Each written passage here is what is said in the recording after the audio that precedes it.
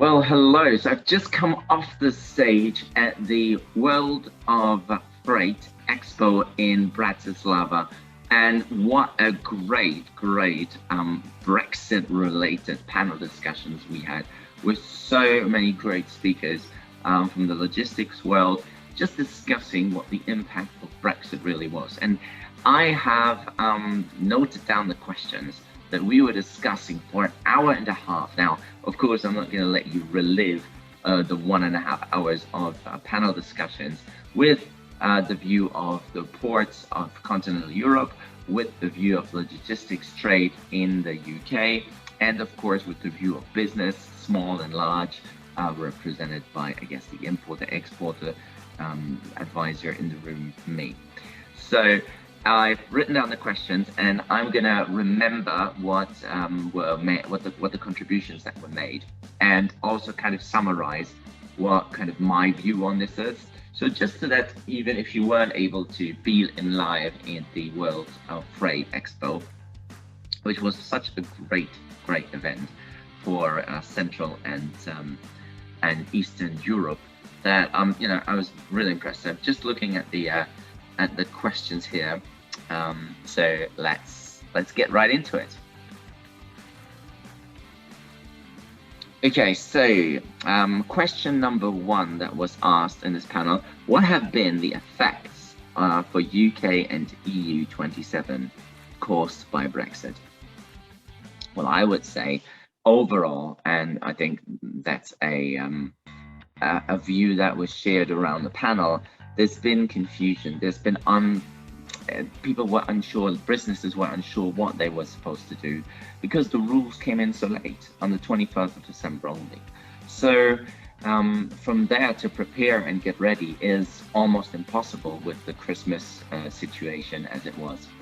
Now, of course, we could argue that we knew this was going to happen and you could prepare for rules of origin classification by preparing for the border before. But quite frankly, that's not how every business operates. You can't operate on the what may be or what may not be.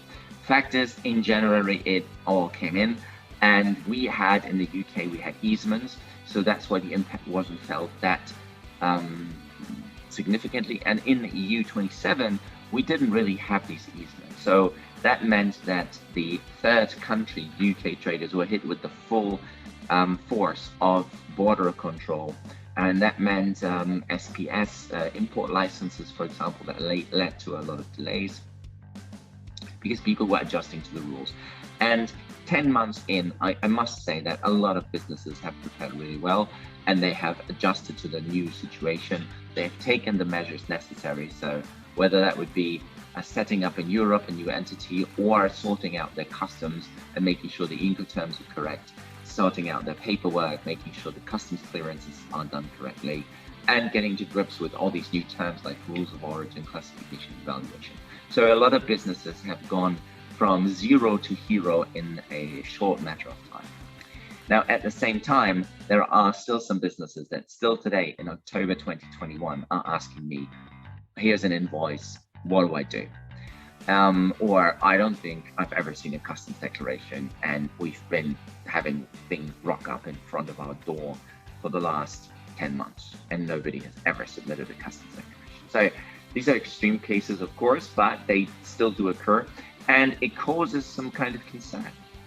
The second question here is, have there been any positive effects? Well, the one thing I will say, of course, that now we need to collaborate, strangely enough, even more than we did before. Before, it was just London to Paris, just take the truck and go.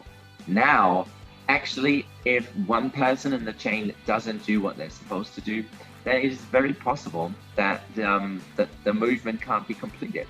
So now a really positive side effect is the need of collaboration and more contacts. And so we call it the continental Europeans, and the continental Europeans call up us. So in order to make freight move, it's more of a collaborative effort possibly than it ever was before. Another positive side effect, I would argue, is that we are really, to use the government's term in the UK, leveling up. We need to get upskilled, and we need to get upskilled quickly, not one person, but the entire team. we need to have customs systems in place to lodge customs declarations. We need to be aware, we need to have a helping hand whenever needed. So companies are now getting access to helplines, to customs geeks like me and export control professionals. When they have a question they can ask, they hire the right people, they upskill the customs teams and their sales and marketing, well, the warehouse and logistics teams, I should say, in order to better understand what customs and global trade is all about. And that is a positive because it empowers the UK and Europe to trade not only with one another, but also with the world. And that makes us all stronger. So I would say that is a positive side effect. How might Brexit have changed the logistic landscape is another question. Now, that was more aimed at the logistics people in the room, of course, but I remember very well that it actually does change quite a lot because now access to the markets are restricted, and this may mean that some companies may wish not to go to the other side, and they would basically drop the cargo on one end and let it be transported by the other side when it arrives there.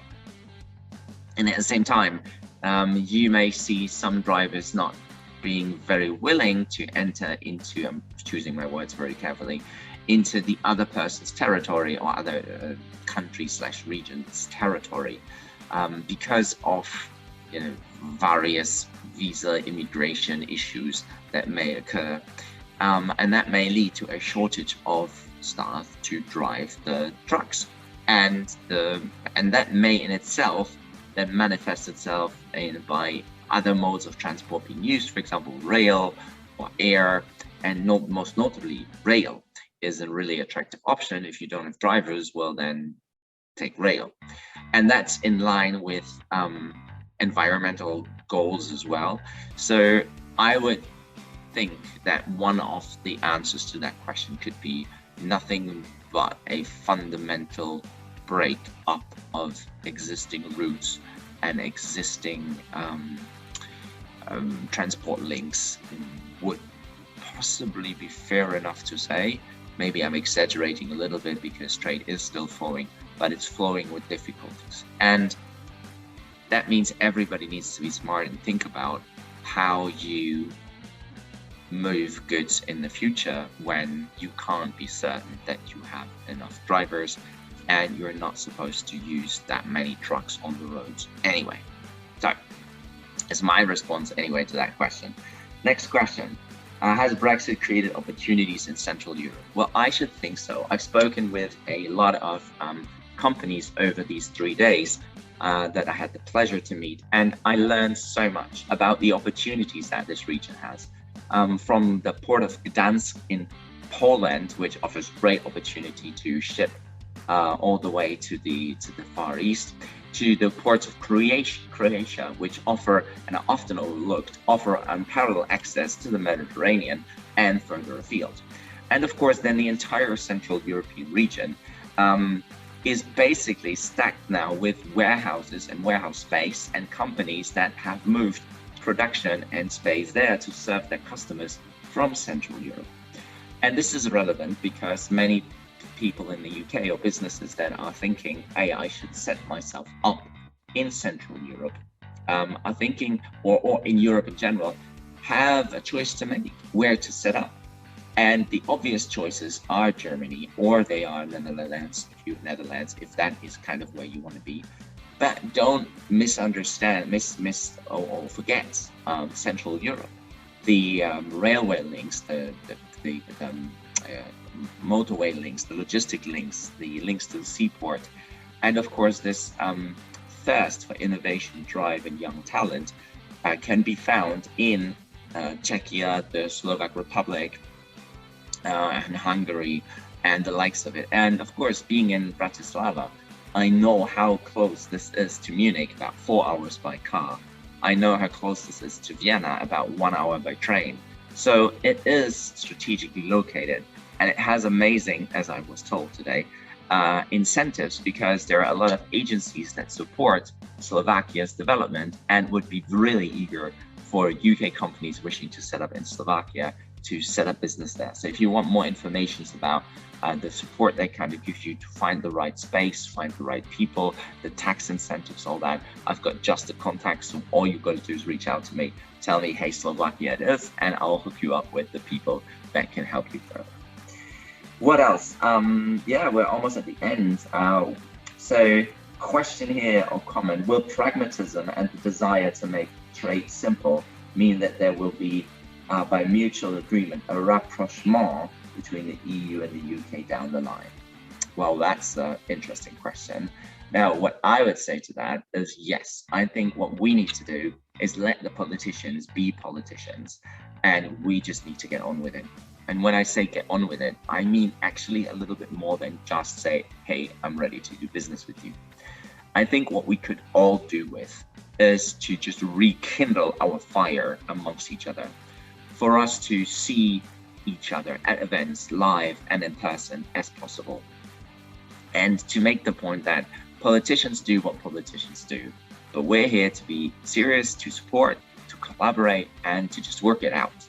We're interested in your business, we would like your business, and we will do everything we can with the lessons we've learned from this year to make sure our trade flows uninterrupted from the UK to the EU and from the EU to the UK. And that could mean that we show up at events such as this one. We travel a little more to other shows and speaking events around the European Union to hammer down the message that, you know, we're open for business, we're ready to go, and we appreciate everything the government's doing to support, but we also have our own voice, and we tell you that we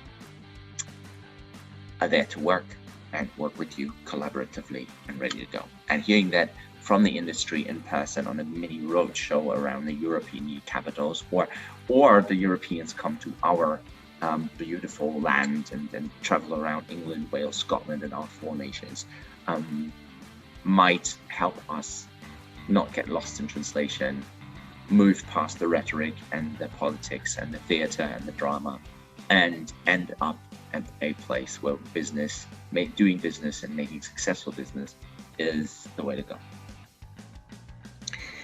We're coming to the last, or the couple more questions. And this is the practical implications of Brexit on present supply chains. Are there available technologies and logistical support tools to cope with these new challenges? And I would say yes, there is. There's constant development.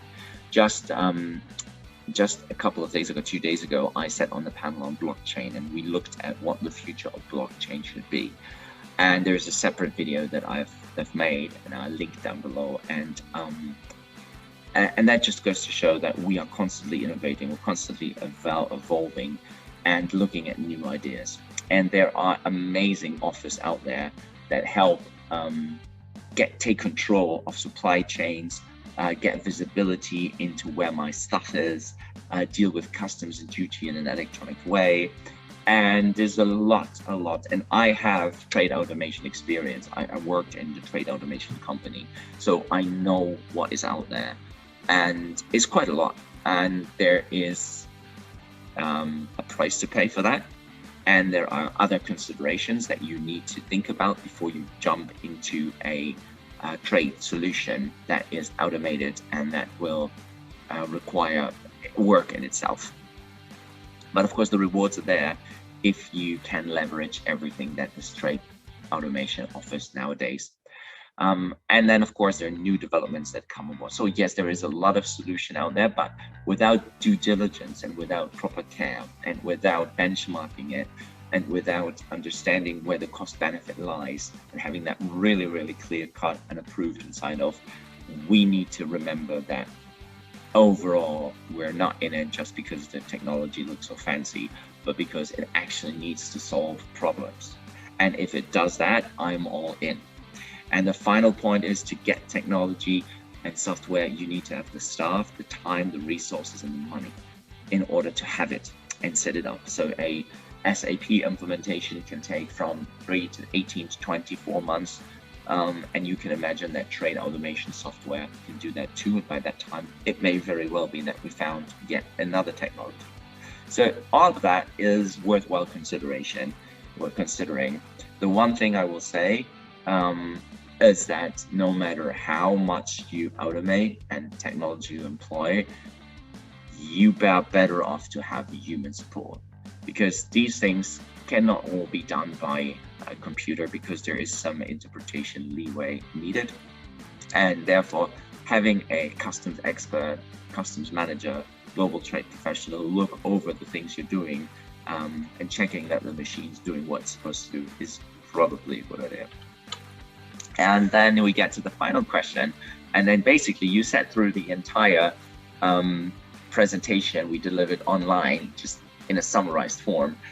Can Brexit be put in historic context, and could there be followers amongst the remaining EU countries? Wow, what a loaded question. So can Brexit be put into historic context, and could there be followers amongst the remaining EU countries? Well, you never know, right? Why? Because if the last decade has shown us anything, is that anything goes. If the message is simple enough and attractive enough, then that will attract votes. If votes get, if there are enough votes, then things like Brexit happen, or things like political changes that happened in the past in other countries occur. And then nobody can say, well, that's not what we voted for, because literally you did. And so therefore, if that is what you vote for, and this is what the majority wants, then that is what should happen. So we don't know what elections results the French will produce next year. We don't know what happens in Eastern Europe. There are, as we speak this week, elections in Czechia. And we shall see. My argument, and anybody who's in Slovakia right now and knows that this is a landlocked country, which is not the largest in the world, very beautiful, very attractive, and very interesting, and definitely worth a visit for business and for pleasure. Besides that, I would wonder what would happen to Slovakia if you pulled the borders back up like we did for Brexit. The fact that Slovakia has instant access to a market of 430 million potential clients is, at the very least, and that's an underestimation, noteworthy. Being able to be in Vienna, in a different country, and not having any border checks, as any Brit will now know, is a privilege.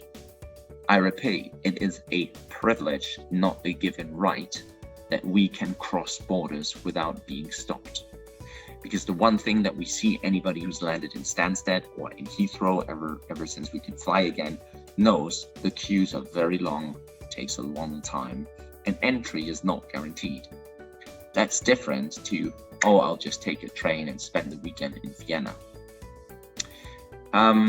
So I hope that in itself, being able to move freely across the European Union, being able to do business in 27 and not one member state, not having to pay customs duty, not having to consider customs declarations, not having to worry about rules of origin, not having to worry about tariff classification, and essentially spending all of that time and all of that money developing and growing your business is an incentive enough for people to, at least in business, to realize that maybe we won't leave.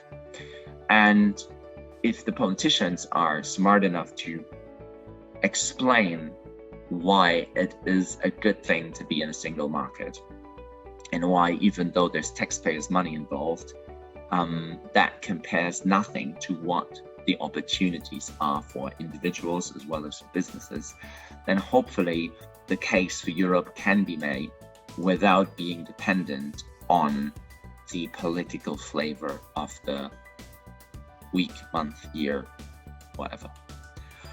Wow, that's as diplomatic as I could put it. Yeah, and in a nutshell, that is what I took from this great panel discussion. Now, obviously, I'm very interested in your views. let me know what you thought of the WOF panel, if you were there and you were one of the many that attended the session. And if you weren't, what do you think? Was Brexit worth it? Should there be others that join Britain?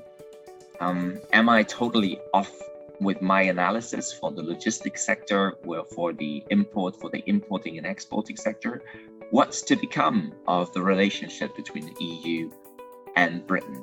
And how is the view from other parts not directly related to Britain? So not Belgium, the Netherlands, France, and Germany, but what is the view of the further fields? How about Slovakia? How about Czechia? How about Croatia? What about Slovenia?